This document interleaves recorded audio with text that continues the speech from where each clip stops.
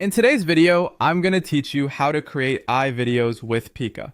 We'll walk through the core workflow you need to get started, beginning with a strong visual that Pika can build into motion. Whether you're accessing Pika in your browser or via its Discord experience, the flow is similar and easy to follow. Open Pika and look for the Create button.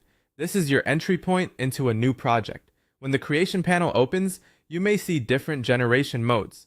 If you're presented with the option, choose Image Generation. Starting with an image is a great way to lock in your subject, style, and overall look before you move on to animation tools later in your project. Next, you'll write your prompt. Think of the prompt as clear instructions for the look you want. Describe the subject, the style, the lighting, and any camera or composition details that matter to you. For example, you might type realistic woman influencer, soft lighting, Instagram style composition, high detail. Short descriptive phrases like these help the model understand your intent. Keep your wording simple and specific, avoid brand names or private details, and aim for a respectful, safe description of people and scenes. Type your prompt into the text box, then click Generate. Pika will begin creating an image based on your description.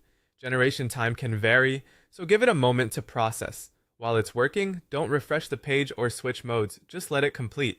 If you're on Discord, the same advice applies. Wait for the output to appear in the thread. When your results appears, you'll have an AI-generated image that reflects your prompt. This image is your visual anchor for the video you'll make with Pika. Take a moment to evaluate it. If the mood or lighting isn't quite right, refine your prompt with a few targeted tweaks. Add terms like golden hour, studio portrait, cinematic depth of field, or wide-angle shot to guide the look. Keep your core subject consistent while adjusting the details you want to improve.